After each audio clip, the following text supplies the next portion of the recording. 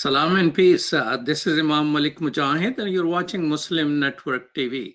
Muslim Network TV is always there on 24/7 on Galaxy 19 satellite, reaching 57 million subscribers in USA, Canada, and Mexico. We're also on Apple TV, Amazon Fire TV, Roku, and you can download our app, Muslim Network TV, or go on website, muslimnetwork.tv. We're, of course, on Facebook and YouTube as well. When you go there, follow and subscribe, please.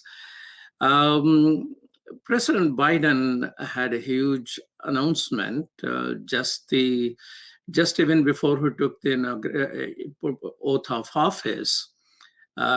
His team released a huge statement about the immigrant reform bill, which he's going to send to Congress. Well, you can send as many things as you want to the Congress, but what is going to happen there? Immigration is one issue on which, the last major effort was under Republican President Reagan. And he used the term amnesty, and 4 or 5 million people got amnesty, became citizens. But then amnesty became a dirty word. Even immigrant became a dirty word. So what is going on here? And we have two experts, one in the scholarship and one in the trenches. We have Erin Barbarto. Welcome to Muslim Network TV. Thank you for having me. Good afternoon. Erin Barbarto is a director of Immigrant Justice Clinic at the University of Wisconsin Law School. And we have with us Joege Mujica. Welcome to Muslim Network TV, Jorge. Thank you very much. Jorge is a strategic campaigns organizer at Arise Chicago. I never knew organizers it is kosher for them to use word strategic. All right. So tell me, friends, is Trump still the guy ruling the world? Because the U.S. Immigration and Customs ICE deported 72 persons to Haiti yesterday, including 2 children, 22 children. And isn't that against the President Biden's orders to remove only the suspected terrorists and the dangerous convicted felons? Were these children felons or terrorists? Well, that is the decision of a judge in Texas who decided to stand the order given by President Biden. Biden basically said, let's stop deportations for 100 days. But then a judge in Texas, prompted by the state secretary of Texas, said, wait a second, we will hold on that decision for 14 days because that is impeding to enforce the immigration law. That's the basic argument. And so deportations continue. So, Erin, is it as simple as that, or there were some ifs and buts there? Yeah, so President Biden attempted to put a 100-day moratorium on deportations in order to allow ICE and other enforcement officials to review their policies because there was so much damage and inequity and unfairness over the past 4 years, and even before that. But we are today sitting with a client who may be put on a plane and deported to Honduras today, even though it is against what President Biden wants. So the Trump officials who are still within ICE and within other government agencies are intent on moving forward with deportations, regardless of what the Biden administration wants to do right now. Who went into the court to ask judge to block that? So in Texas, or Jorge, would you like to talk about No, this? the Secretary of State in Texas, who is a Republican, of course, entrenched Republican. And in my opinion, the decision is not right in the sense that the states don't enforce immigration laws. So the state doesn't have anything to be doing with a federal law. Nevertheless, the judge said, okay, let's pause this moratorium on deportations until we hear the full arguments. That's exactly where we are at. Yeah, and in addition to that, right before Trump was out of office, he entered in some MOUs, some memorandums of understanding with certain states that involved ICE. And so that's part of the argument. This was intentional because the Trump administration knew that the Biden administration would attempt to have a moratorium on deportation. So they were anticipating this action. It's intentional and it's actually working. So what do you expect? The things which President Biden has sent on his first day, I was impressed that even before he took the oath, he has the whole bill which was submitted. What is the future of that? We are waiting for the details. You know, the problem is always in the details. Whatever was told by the White House, basically, Biden didn't speak on the details. But the White House issued a page, a fact sheet on immigration, saying what the law should contain. There are three main sections, one dealing with studying and addressing the root causes of immigration, so talking to Central American countries and Mexico and Canada. Another one on legalization. Pretty much anyone here present in the United States as of January 1st could be legalized in an 8-year process and eventually become citizens, and eventually those who become citizens could vote in the 2032 presidential election. Not before that. And then another big section on reforming the immigration system in the United States, from judges to integration of immigrants into the American society. But we haven't seen other than the fact sheet from the White House. My understanding is that Senator Bob Menendez was supposed to present it in the Senate, and he has not done so far. Well, even if he does present that, what is the future of in a Senate which is 50-50? Of course, the casting vote is there that Senate will adopt a comprehensive immigration reform act. Yeah, so well, Biden, is presenting the Citizenship Act of 2021. He did that on his first day in office. And Jorge alluded to this a bit, that it is a road to citizenship for over 11 million people in the United States. And it's really the only road that these people have under our current laws. We always hear people say, like, why don't people just get in line? Well, there isn't a line for a lot of people because of our current immigration laws and policies. And so in order for this to continue, while there is a majority in the Senate, in Congress for the Democrats, it's still going to have to, in a lot of ways, be a bipartisan act, and hopefully it will be. And we've seen, because of the horrific nature of the Trump administration policies, there are Republicans that are willing to really look at the intricacies of what goes on in this country, and maybe there is some hope. Well, we do have a majority, and maybe they could do it on just a Democratic vote. Hopefully there will be bipartisan agreement in order for this Citizenship Act to be passed. Let's give us some idea that who are the undocumented people. How many are workers? How many are parents of U.S. citizens? What are the demographics of this? Well, for what we know, and calculations vary, we keep talking about 11 to 11.5 million people. Republicans and conspiracy theorists say there are 25 million. I do not believe so. So we keep talking about 11.5 million people, majority of Mexicans, but every year more Central Americans from Honduras, Guatemala, and El Salvador are increasing these numbers. Mexican immigration seems to have stabilized somehow, but immigration from the other three countries has increased. People from India and people from China, people from Korea, and a few Canadians. Yes, we have undocumented Canadians. But 11.5 million people, maybe 70% of them work. And they are the most hard hit by the pandemic because these are people in jobs that cannot be done remotely. So they are our essential workers. Without them, this country doesn't eat.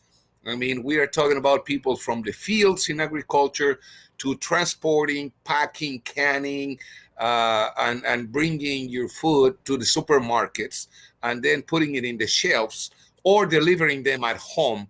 And we are talking about the hospitality industry. We are talking about meat packing, et cetera, et cetera. That's basically who the undocumented population are. And some of them were working for President Trump's corporations also. Golf courses, yeah. So when you say hospitality industry, I say, well, yeah, that I remember reading about it. So about 30% are actually not from Latin America, and the majority then are not Mexicans. Well, I don't know the latest numbers. All I know is that Mexicans starting in 2009 decided to go back to Mexico. Over 1 million Mexicans went back to Mexico during the 2009 crisis. And immigration has increased from other countries, India, again, China, Korea, other countries, Nigeria, even, African countries. Cuba, again, it's not a large number, but it saw an increase in their own numbers. So immigration varies. I mean, what this country needs is international workers. It needs people for the economy. And so people come here looking for those jobs. And if they can't come here legally, they just, come on a tourist visa or cross the border. Why this country need immigrants? I mean, we got a lot of, unemployment. People are standing in line. And so a lot of people are just, seems jobless. So why do we need more immigration? We seem to have now a lot more of unemployed because of the pandemic, but because before COVID, this country needed desperately new workers because the economy keeps growing and growing, and there's more jobs. And it's a phrase often repeated: the jobs Americans don't want to take. Nobody wants their kids, sons or daughters, to be dishwashers. Nobody wants their kids to be housekeepers at a hotel. It's true. The more you educate some particular community, the less likely they are to go work in certain occupations. So those are immigrants. That's why the hospitality industry is with plenty of immigrants and many of them undocumented. So, Erin, do you also think that immigrants are needed? America continuously need new workers? Well, absolutely. And I think that is already what we see on a day-to-day basis and has been shown very much so through the pandemic. And I think Jorge alluded to this, but so many of our undocumented population and our immigrant population are essential workers. And there is a need for people to be in this country. And we've always been a country based on immigration. The problem is that over the past 4 years, there's been so much negative rhetoric against people coming to the United States, even though every industry very much heavily relies on workers from other countries or an undocumented population. So when there were more restrictionist levels for people coming to the United States to work on employment-based visas, it's more difficult for even high-level large companies to function. So it goes across from essential workers to professionals, to doctors, to nurses, people on the front lines. It's all across. And I think if people really looked at the facts and looked at the true nature of the need for immigrants in our country, this wouldn't really be a debate. You're watching Muslim Network TV. This is Imam Malik Mujahid, and I'm talking with Erin Barbarto and Joege Mujica, and we'll be right back continuing conversation about immigration in the United States and immigration reforms.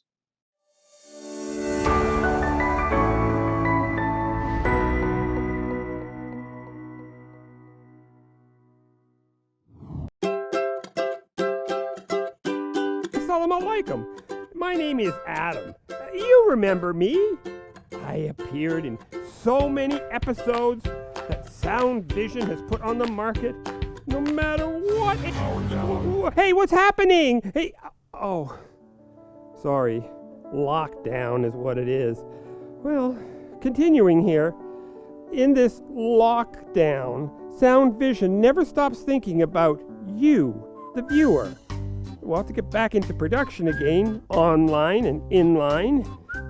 Everybody in their own space, even me. Although I'm stuck with Lanisa. Salam! Salam! Salam! I know, you were shocked too. Well, let me continue. This is what I was going to say. Salam! Salam! Salam! Cut! Finally, I get my own screen time again. Thank God. And so we invested in new equipment to bring you even better production with new songs and new singers and animations. Well, here are a few clips.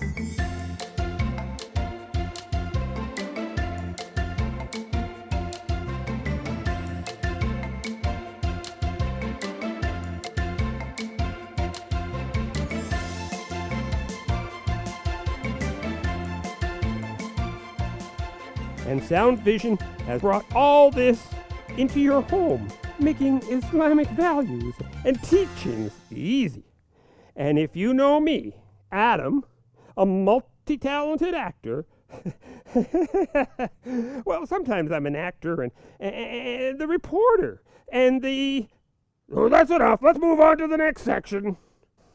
Well, you can watch these new episodes on our new app at www.adamsworldapp.com. We have previews happening every day on Muslim Network TV. Sound Vision has been serving generations, moving and changing with the times. We are all faithfully connected. That is a huge blessing.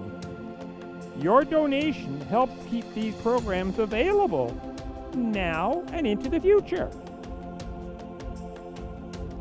We take this job of helping tomorrow's Muslims today seriously, and you should too.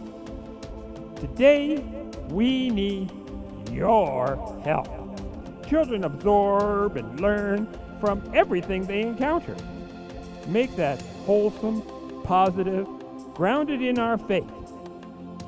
Together, we can accomplish our goal of raising better Muslims, better neighbors, and better citizens. Please donate generously. It's an investment in our future.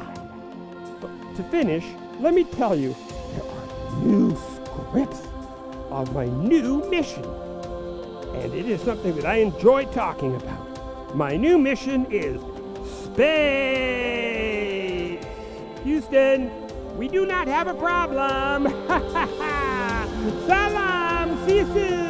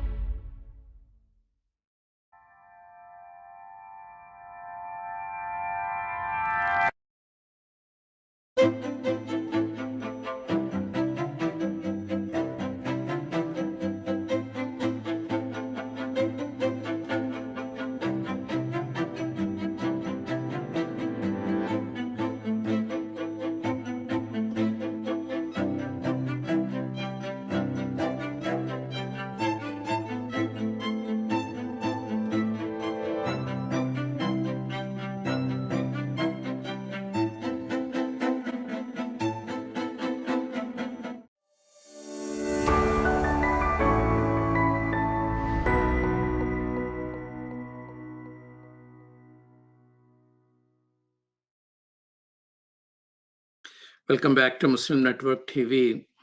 And are there other issues other than the challenges of undocumented workers and a path towards citizenship that they continues to work, provide essential services, and pay their taxes, but there are other types of immigrants in this country? Is rest of the immigration policy all well and do? Only problem is the undocumented worker?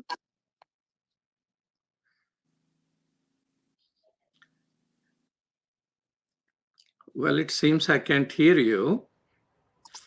Unmute me. Okay. When President Trump decided to finish the TPS, temporary protected status, some data came out, and very importantly, during the pandemic, 70%, fully 70% of all the people protected by the TPS were essential workers.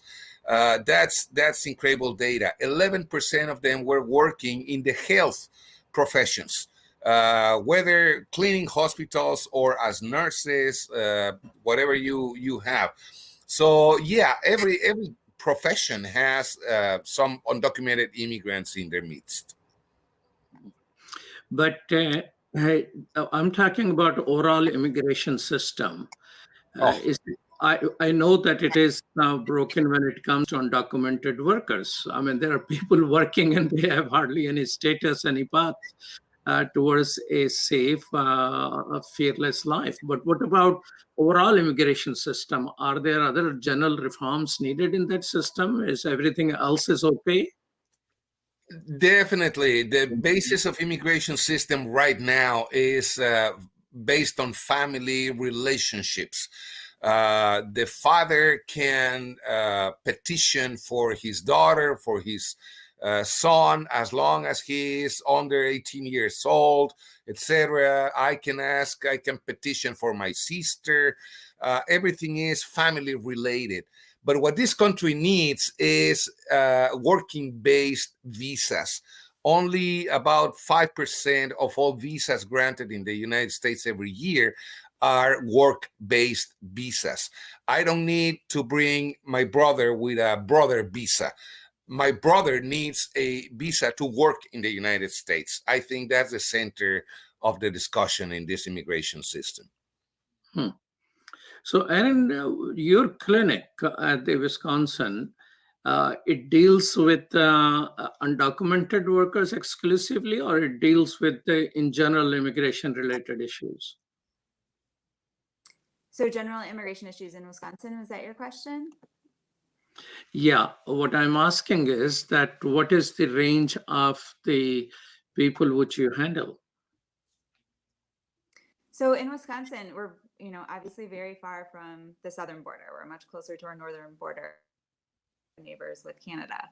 But Wisconsin is an agricultural state, so a lot of our immigrant workers, the industry relies on them very much. And as Jorge was talking about, we don't have visas for people coming to Wisconsin to work in the dairy industry. And our dairy industry very much heavily relies on people, immigrant workers. And a lot of dairy farmers are requesting that government creates a visa that would allow temporary workers to come to Wisconsin, work as dairy farmers, and then return to their home country if they'd like to. We also have people on H-2B visas working in the agricultural agencies or industry, which is really important for the industries in Wisconsin. But also sometimes it's hidden because it's in these smaller towns outside of the city, so people don't necessarily understand how intricate and important this is to our communities.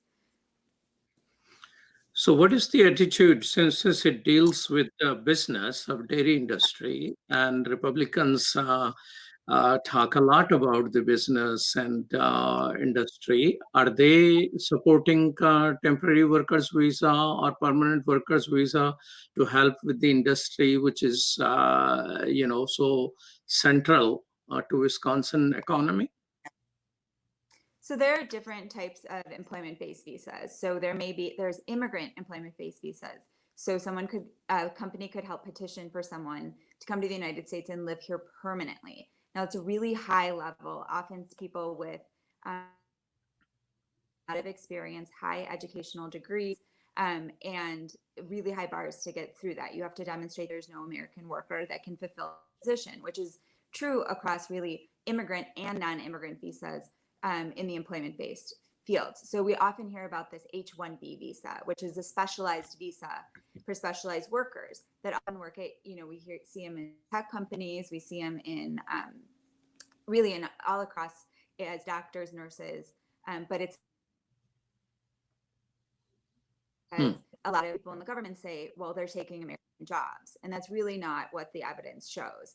There are not enough Americans to take many of these jobs to fill them. And the number of visas that are available every year for H-1Bs are 85,000.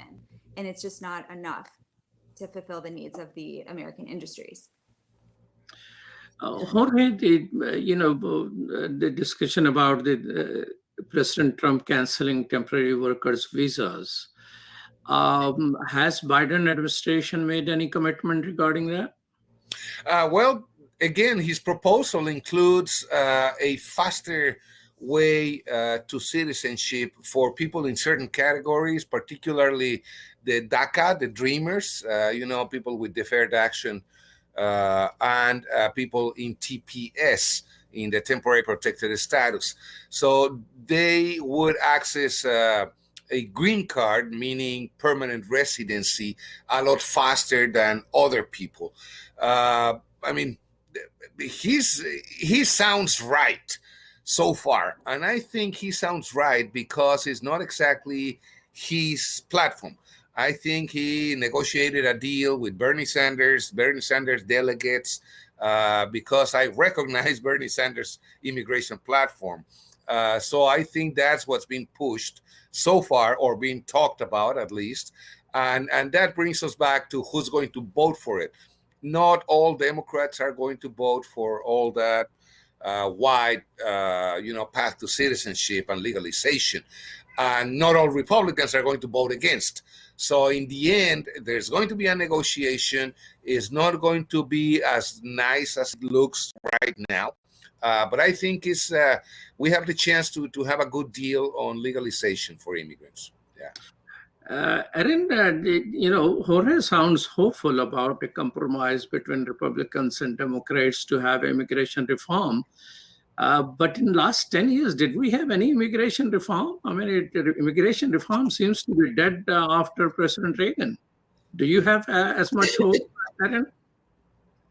I have to have hope that this country is going to react in a way that is fair and just and equitable after what the horrors that we saw of the past 4 years. And I think if people really start looking at the facts and want to do what's best for this country and for the people that live here, they're going to see that moving forward with comprehensive immigration reform through the Citizenship Act of 2021 is the right thing to do. But it is going to take people to stand up and talk about why they think this is the right thing to do. Every single person that went out and protested against family separation, they should also be going out and protesting for the rights of people who are the million people who are here in the United States documented, because it's the same thing in a lot of ways. Family separation occurs through our deportation and our immigration system every single day, just in a different location. But if we really look at the reality of the situation, people would fight for comprehensive immigration reform to ensure that families can stay together and that America can continue to prosper. Do you think Wisconsin senators going to vote for any compromise on immigration? Oh, they will. They will sooner or later. There used to be back in 2008 when the Gang of Eight congressmen and women were working about immigration. There were 10 Republicans willing to vote in the Senate for some kind of immigration reform. Out of those 10, 5 still remain in the Senate. So up to 5 Republicans could vote in favor of some kind of immigration reform. What details exactly, how many people are allowed, how long would it take for them to become legal permanent residents and then citizens, how much money is given to cities and communities for immigration integration, etc., how much money is given to the border for enhanced technological surveillance, blah, blah, blah. All those are the details that are going to be part of this conversation. But I think, again, the pandemic, the COVID pandemic brought to the front, everybody could see that the frontline workers are not only doctors and nurses. Frontline workers are meatpacking workers, and those hit the hardest during the pandemic, but they kept working and working and working. And that's why we haven't had a supply problem of food in the United States in the pandemic. It's obvious and evident the incredibly important role of this part of our community. So, well, it is good that both of you agree that there is a possibility of Congress passing immigration reforms. But suppose it doesn't happen. What are the things Biden administration can do through executive branch if Congress doesn't do anything? Are there some thoughts playing? Let's say Biden decides that any undocumented immigrant in the health professions might be protected against deportation. That doesn't make them legal residents, but at least protects them from deportation. Actions like that could be taken.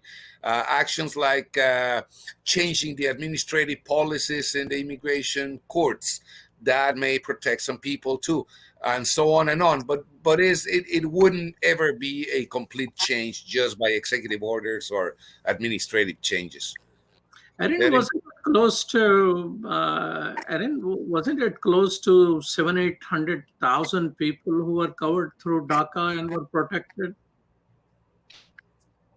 Yeah, there were about 800,000 people protected by DACA, and about 650,000 today. But there are now initial applications being accepted. So when we look at those 11 million people who are here undocumented, DACA is not a status. DACA it's just a deferral of deportation. So those 600,000, 800,000 people are considered in that 11 million people. Now DACA was supposed to be kind of a band-aid to allow people to be in the United States until a permanent solution. And that has not happened yet. And our executive can't create a pathway to citizenship on his own. And that's why we need the Citizenship Act or an act of Congress to create a legal path to citizenship for people with immigrant and additional people. Agree, but what Biden administration can do in the absence of a law being passed by the Congress? I'm telling you, issue a protection order for all essential workers. If you work during the pandemic, then you are entitled to deportation protection. That can be done, but it's not going to solve the deep problem, the root problem of why these people don't have a legal visa to work legally in the United States. Is not going to solve it. And at least until people don't have a right pathway to citizenship and people have the full way of participating in society, there's never going to be equality. You're watching Muslim Network TV. I'm talking with Erin Barbarto and Jorge Mujica, and this is Imam Malik Mujahid. We'll be right back after these messages.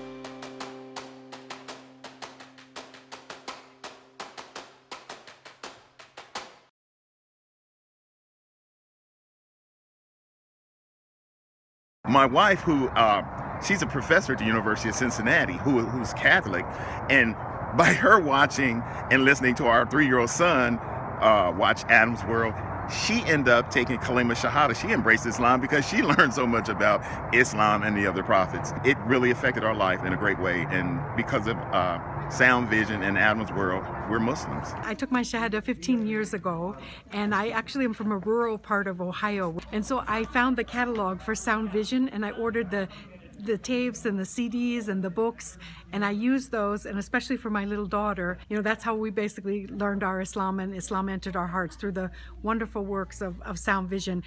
Okay, assalamu alaikum, brother. I just want you to know that I love the Sound Vision website, that a lot of times when I'm looking for information, especially as it relates to homelessness, domestic violence, and women issues, I go to that website, and then I see what you've written, and then I copy and paste it, and spread the word, because the wisdom is there, so I can't do any better than what Sound Vision has already done.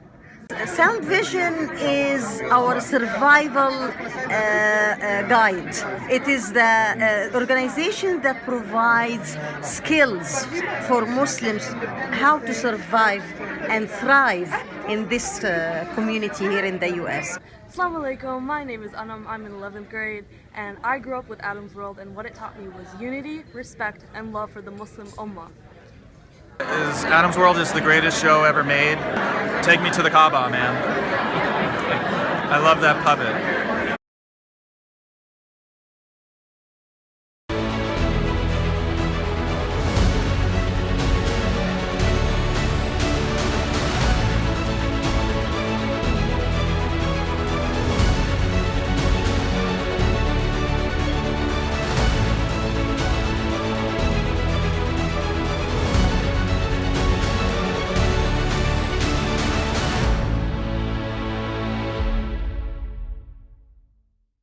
Welcome back to Muslim Network TV. This is Imam Malik Mujahid, and I'm talking to immigration experts and activists, Erin Barbarto from University of Wisconsin, and Jorge Mujica, right here from Chicago. Let's talk about the general conversations in our country. How immigrant became a dirty word in this country. It's always been. Benjamin Franklin was a decided anti-immigration activist, and he targeted German immigration. He didn't want Germans to come to the United States. So that takes us back to 1776, 1783. He didn't want it. He wanted immigrants from England and Scotland only. That's it. So this country, says it's a country of immigrants, but at the same time, it's always been a country against immigration. Mostly white European population didn't like any other person coming to the United States. It allowed them to come because it needed them, but they didn't like. There was a time when the Irish were considered the worst of the world, and times when Italians were considered the worst of the world, and Polish, and etc. etc. It's always been like that in history. And has it always been Erin, part of anti-immigration movement? Has anti-immigration feeling as high as they are now in the history? Party, the know-nothings who got several seats in Congress, and they passed, for instance, the anti-Chinese immigration law, prohibiting absolutely the immigration of people from China. The Border Patrol was created to detain Chinese immigrants at the Mexican border, because they didn't allow them to disembark in San Francisco or Los Angeles. So they disembarked in Baja California, and they tried crossing the border to the United States.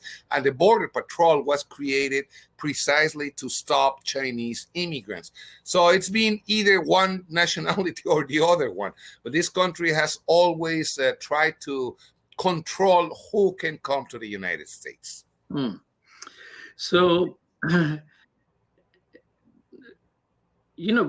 why Republicans cannot do what President Reagan did? politics.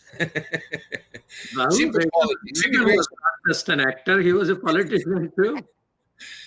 Immigration became a politicized issue instead of an economic issue, I think. I think that's true as well, but we also have immigration. Republicans can do what Reagan did. They can do it as long if they had the will, and if they just started to understand that this is the right thing to do for the population of the United States.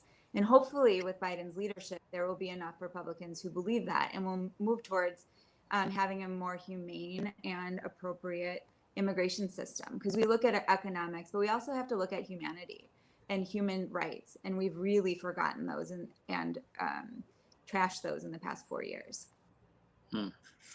And I guess whoever they oppose end up actually succeeding. I mean, there are a lot of German heritage people in this country. Benjamin Franklin was against Germans, and people against Mexicans. There are a lot of Mexicans here.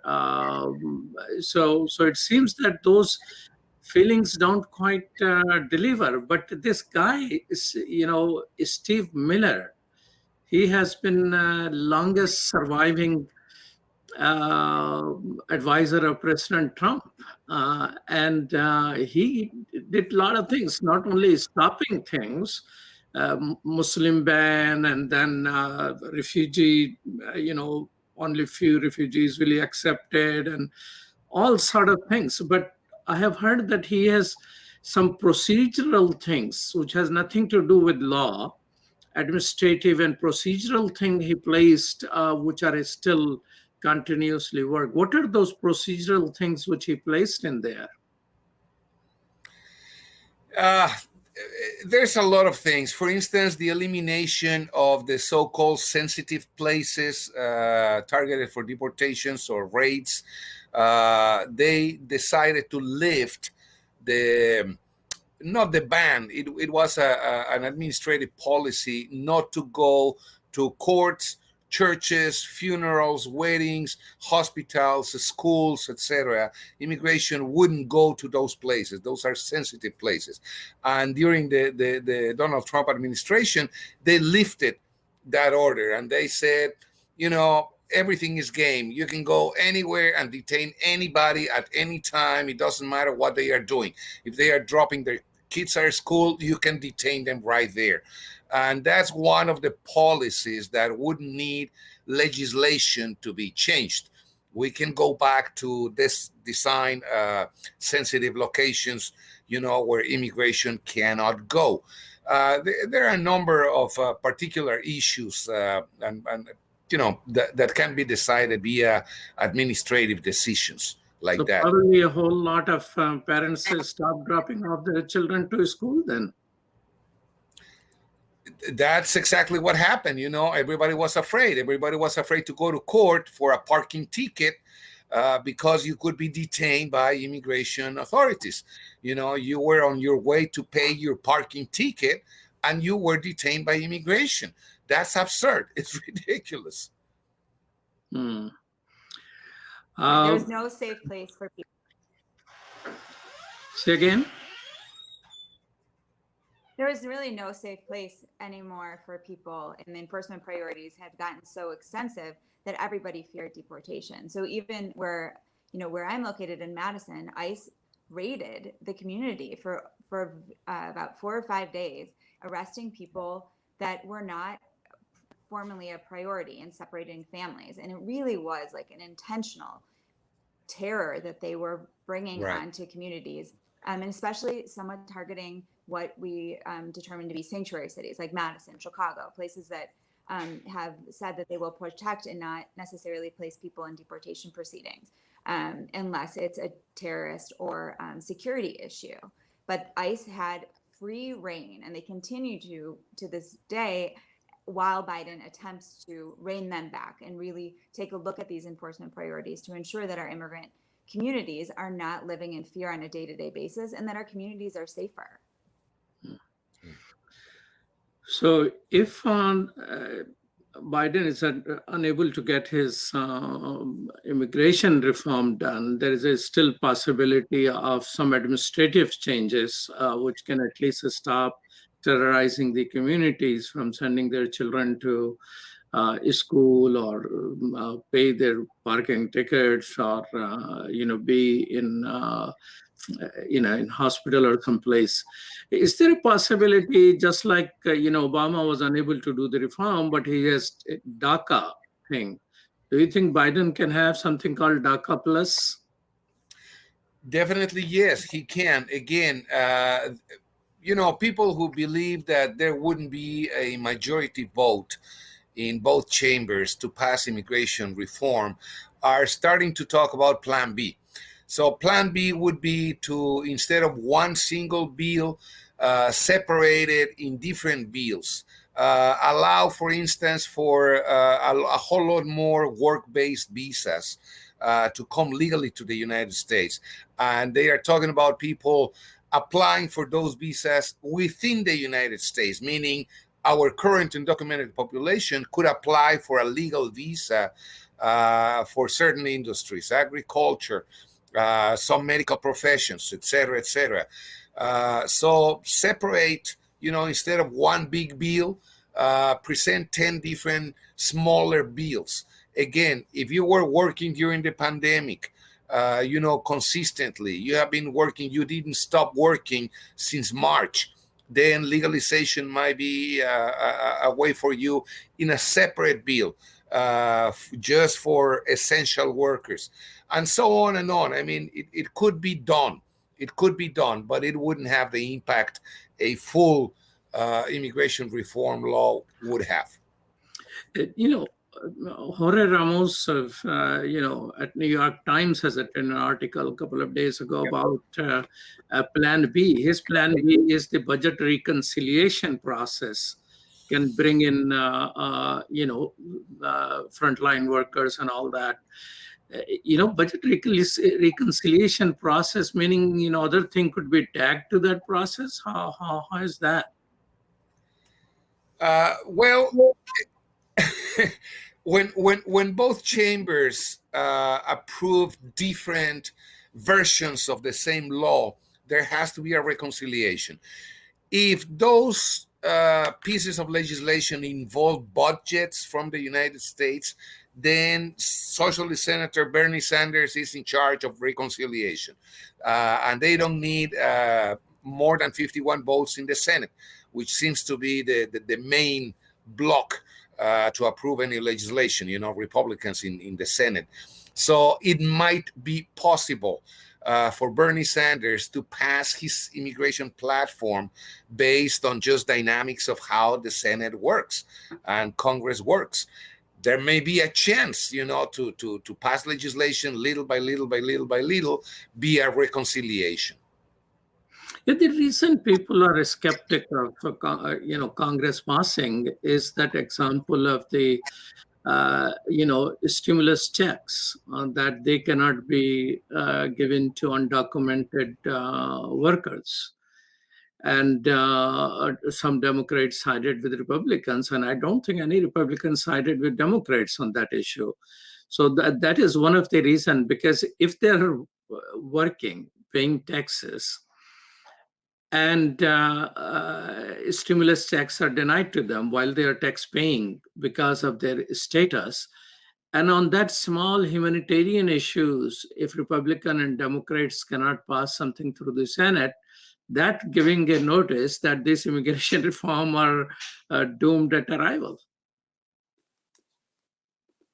Yeah, it's a major issue that people who are undocumented aren't able to receive stimulus checks.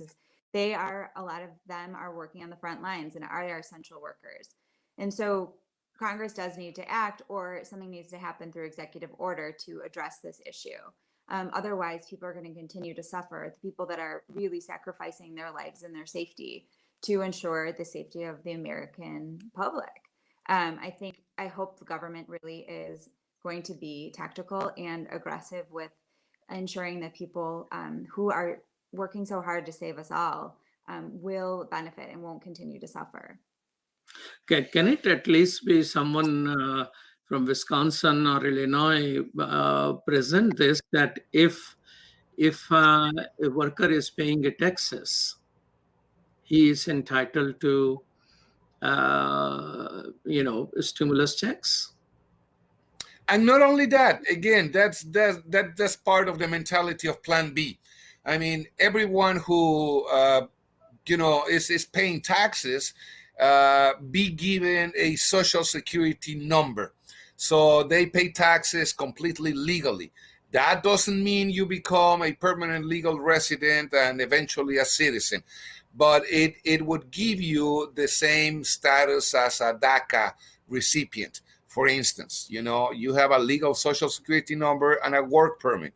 So it may be partial, but it may be doable. It might happen if a full immigration bill doesn't pass in both chambers in Congress. How do they, I know that a whole lot of undocumented workers pay taxes without a social security number. How they are able to do that?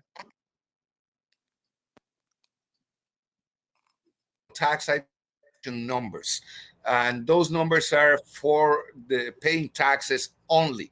They don't work for anything else. You cannot work. It's not a work authorization. It's just for you to report your income and pay your taxes, and you don't get anything back. I mean, you don't get the credits usually people get with Social Security numbers. It's just to pay taxes, not to get any kind of benefits. So zero benefit, but they are kind enough to provide you a system of paying tax. Yep. You see, finally, there is something kindness in our system. Tell me this. So, Jorge, you deal with a whole lot of people in labor community. What is the non-governmental system of helping the undocumented workers? Because in Chicago, Latinos and Blacks are the number one people, not only who got COVID, but also who died because of that. So what is a support system, which is a non-governmental, in a private sector for the undocumented workers? I mean, yesterday I was talking to a person, he has applied for a job. And while in job interview, I was extremely saddened to learn, now this person is not an undocumented worker. This person happened to be a white guy. And he says in last few months, he has lost 25 pounds because he did not have enough to eat. Now, that is a, racial category, and he's a master's degree, who person will consider, sort of advantages or the white privilege could be attributed to. So what is happening in the trenches to undocumented workers who cannot get benefit despite being able to pay taxes, and the government denies them and all sort of benefits? So who is helping these people? Ourselves. We come from traditional cultures which are a lot more solidary. So, we exercise solidarity a lot more than the individualistic U.S. society. We live in large family groups. If someone loses their housing, we bring them to live in our living room for as long as it takes. It may be not very comfortable situation, but you won't allow any of your relatives to live in the street. So that's what we do. We don't send our elder people to live their latest days at some remote location, and we never see them. We live with our grandmother and grandfather, and everybody lives together. That's one of the reasons why the pandemic hit so hard in the Latino communities, because one essential worker, one person who keeps going to work, come back to a house, a 2-bedroom apartment with 6 people living in it, and he infects 3 of them. That doesn't happen in white European communities. Everybody's a lot more isolated. Erin, is there a proposal that say if there is in Wisconsin, there is a company, ABCD, and it has undocumented workers working there, for that company to apply, hey, I need these workers, why don't you give them legal papers? Can they do that? In some situations, yes. But the problem is that once someone is in the United States in an undocumented manner, it's almost impossible for them to process for a visa, an employment-based visa. There are some waivers or perdons available in the family-based section, but for employment-based, there isn't. So for anybody who is in the United States undocumented, and let's say they've been working for a company for 5-10 years, and the company really wants to help that person remain in the United States, it's, as the laws are written right now, it's nearly impossible, and in most situations, impossible. Because this is a process, I think, which should, I don't know if administrative action could, allow that, people who are working an employer, because everybody is for small businessmen, everyone is for business, Democrats say that, Republicans say that. They say, hey, I need workers and here are a few workers. I'd like you to give them a paper. I mean, to me, it makes a common sense, but my common sense doesn't seem to reach anywhere. Because again, the issue has been politicized to the extreme.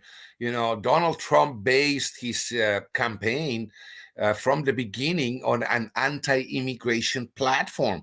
That was everything he talked about. Immigrants, the wall in the border, Mexico will pay, etc., etc. That incredibly politicized the issue, and we have to come back from that and say immigration is about workers working in the United States. Immigration is about international workers. It's an economic issue, it's a labor issue, it's not a political issue. But not many people understand that, Tell me this. I mean, are immigrants united on this? I remember just last year, Senator Durbin proposed, and he was able to block a law which was being pushed by Indians to get their people a status while ignoring everybody else. I don't know how you can write such a law, but Biden stopped, and there was a lot of hate thrown towards him that, hey, what are you doing? So are immigrants united, or everybody is for themselves, different communities pushing their agenda forward? I don't think so, because, in the election, I was observing one thing. The very incredible difference of voting, and I'm not talking undocumented anymore. These are citizens, immigrants who are citizens, who became citizens, and the incredible difference of 54% Latinos voting for Trump in Florida to 74% Mexicans voting for Biden in Wisconsin. So not everybody because it's Latino is the same. Not everybody because it's an immigrant is the same. There are very radical differences between nationalities in immigration, on immigration issues, definitely. Well, thank you so much, Jorge Mujica, and thank you so much, Erin Barbarto, for your time. Truly appreciate that. I hope your struggles to make sense to our congresspersons, and plan A or plan B, any plan, as far as I'm concerned, as long as it takes care of the people who are helping, contributing to society, paying their taxes, are human beings. Whether this way or that way, I hope immigration reform activists don't just sit waiting for Biden and keep pushing for their causes. So thank you so much for being with us. Muslim Let's Network. go to the streets and march on May Day, Malik. All right, so your May Day comes up. Okay, and Shertil Khan, thank you so much for producing today's show, and Dr. Abdul Wahid for assisting with that. And thank you for watching. You're watching Muslim Network TV on Galaxy 19 satellite, Apple TV, Amazon Fire TV, Roku, and download our app or our website, muslimnetwork.tv. And stay tuned for other programs. Peace. Salam.